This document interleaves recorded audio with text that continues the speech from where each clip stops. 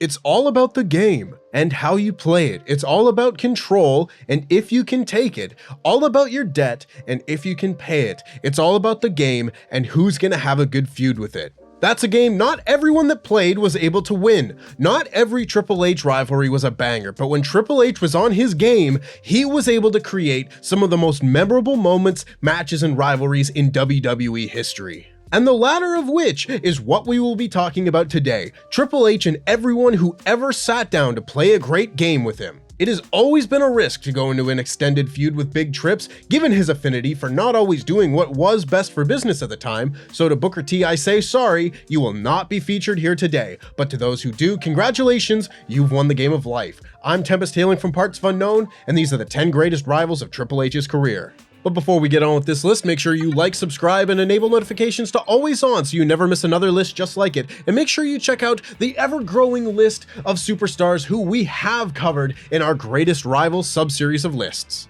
Number 10, Randy Orton. Triple H more or less had a monopoly over the World Heavyweight Championship from 2002 to 2005, and one of the poor unfortunate souls to feel the wrath of his tyranny was young protege Randy Orton. The 2004 chapter of the Triple H Randy Orton story had all the makings of a solid feud, what with all the evolution prelude and whatnot, but unfortunately it was marred by Orton not being ready for the main event spot and not quite connecting as the top babyface the way that those at Titan Towers had hoped. But still, the two are intrinsically linked and found their way back to one another a few years later, with Orton and Trips battling over the WWE Championship countless times between 2007 and 2009. Orton doing everything in his power to rid the WWE of the McMahon family in the lead up to WrestleMania 25, a babyface act in hindsight, was a great anchor for the final leg of this feud with Triple H that saw Orton recapture the title and finally get revenge for his Evolution betrayal. But the problem with all this is that they kind of had trouble having their matches be, well,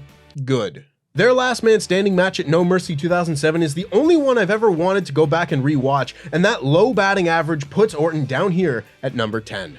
Number 9, Mr. McMahon. Now, I certainly am not going to talk about work rate keeping Randy Orton low and then excuse Vince McMahon and his wobbly-legged wrestling, but that's not really what anyone's looking for out of a rivalry with Mr. McMahon, now is it? Rather, the McMahon-Helmsley rivalry was much more significant than simply a good or bad wrestling match, as it gave way to the McMahon-Helmsley regime that dominated WWE on and off camera from that point onward. Triple H's beef with Mr. McMahon led to Hunter causing great aggravation on Stephanie's wedding night, revealing that Steph had actually already been married to, guess who, Triple H. Or so we thought. In fact, there was no aggravation to be had for Steph, who revealed she was in on the whole thing, turning on Vince during his match with her new husband at Armageddon 99. From there, the rest is history between Trips and Steph, while the game and the senior McMahon spent the following decade as enemies and as a united family, with sprinkles of DX shenanigans thrown in from time to time. Also, Vince beat Triple H for the WWE Championship.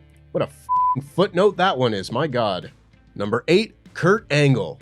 If this story had been allowed to play out as it was intended, there is no doubt in my mind their rivalry would be right near the top of this list. As it stands, the television produced by the Angle, Stephanie, and Triple H love triangle was 2/3 of one of the best storylines that WWE ever produced. Unfortunately, we just never got to see the last third.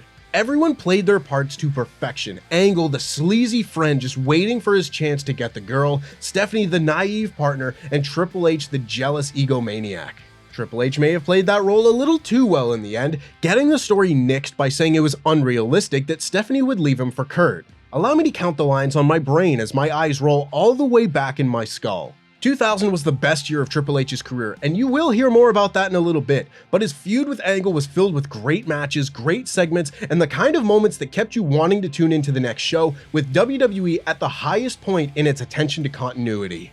Number 7, Daniel Bryan. The WWE fans were going to force this rivalry into greatness if they had to hijack every show to do it. How is it possible that when Triple H hit the pedigree on Daniel Bryan to screw him out of the WWE Championship at SummerSlam 2013, the plan wasn't to ride that wave to WrestleMania? I have no clue. Through some unforeseen CM Punk related circumstances and the fans' persistence, Bryan and Triple H did indeed have a WrestleMania feud for the ages. Whether it be the Seattle crowd seizing control of the title unification ceremony in December, or Pittsburgh turning on the Royal Rumble in January, or finally the famous Occupy Raw moment, there was a very real, very authentic feeling to the Daniel Bryan versus the Authority rivalry that most wrestling stories fail to capture. Couple all of that with their one and only match together being arguably the best WrestleMania opening match of all time. Check out Adam's list of the 10 best Mania openers to find out the other 9, and you have one of the best pieces of business Triple H has ever been part of, whether he wanted to be or not. Number 6, The Undertaker. What's better than one classic Mania match? 3 classic Mania matches. Sure, the first one is a little wacky, but WWE likes to forget about that one anyway. The real story here is what came at the back half of the legendary WrestleMania streak of Fester the Spectre Protector. DX's quest to end Taker's streak is probably what most people think of first when it comes to the streak, starting with Shawn's unbreakable desire to become the one in 16-1 and then 17-1 before Triple H picked up where he left off. A lot of the early goings of the build to WrestleMania 27 were very surface level, Triple H saying that he and Taker were the last 2 of their generations and such, but when Shawn re-entered the feud and the story morphed into one about Triple H's insecurities that he wasn't good enough to do what Shawn couldn't, it became one of the most emotionally satisfying rivalries of both WrestleMania 27 and 28. Add in the fact that both of those Mania matches were by far the best matches of both shows, and you have a major highlight of both men's careers. And then they never wrestled again. Never again! Number 5, Batista.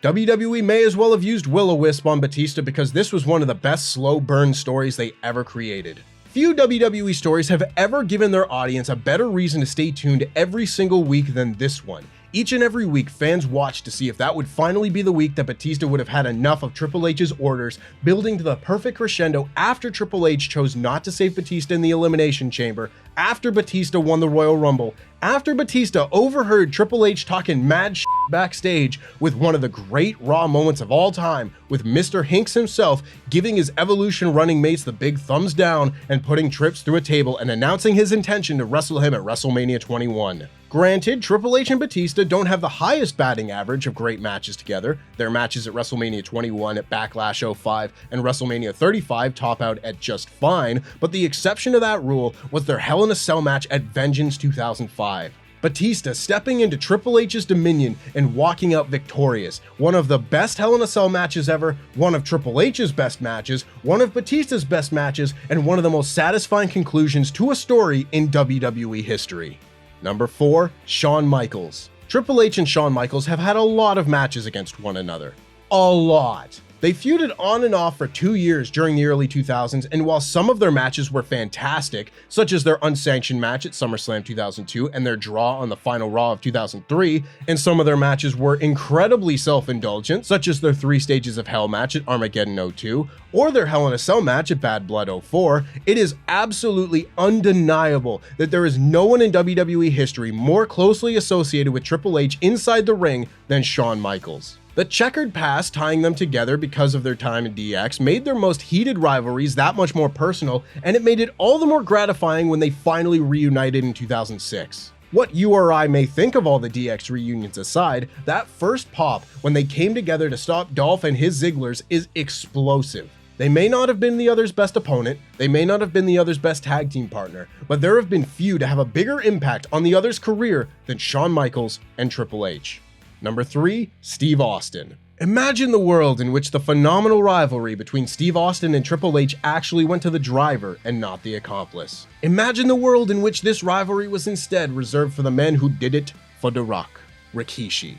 One can hardly imagine such a world, it boggles the mind. In this world in which we live, however, Triple H took credit for the hit on Steve Austin, igniting a rivalry in the lead up to WrestleMania X7 that included maybe the very best match that the game ever had at No Way Out 2001. Once Stone Cold returned from his neck operation, this rivalry was Attitude Era wackiness at its peak. Austin dropping Triple H from a forklift was an utterly insane way to close out Survivor Series, and things just wouldn't end until Triple H won their 3 Stages of Hell match. Still not sure why that decision was made, but it did put a cap on one of the Attitude Era's greatest ever rivalries, culminating the best run of Triple H's career.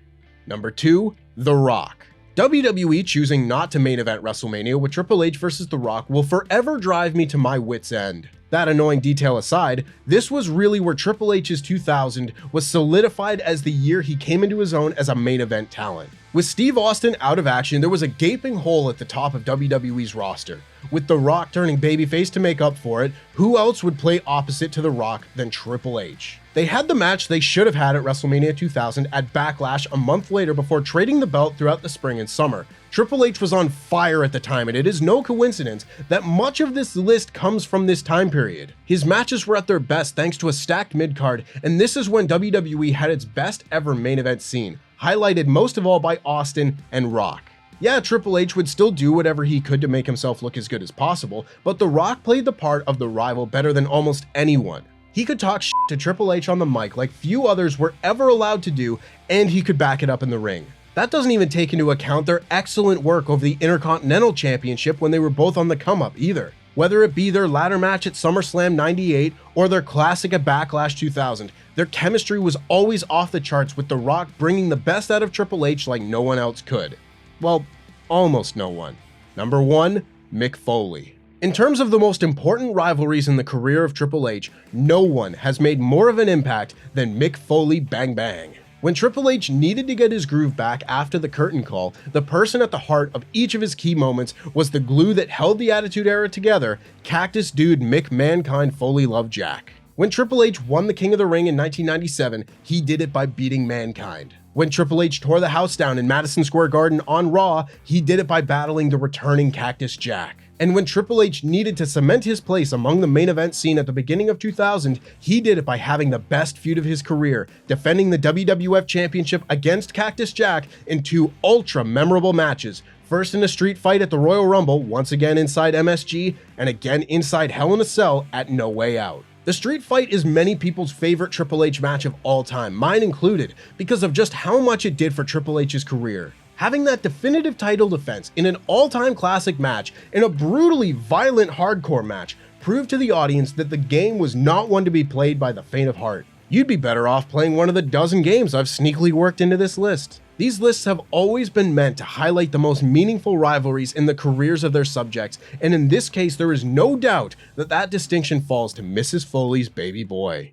And that's our list. Make sure, of course, that you like this video, subscribe, and enable notifications to always on so you never miss a fun list just like it. And make sure you check out the latest edition of Survival Series. We are going to be having our contestants name every single WWE 24/7 champion. Off. Happy April Fool's Day, motherfucker.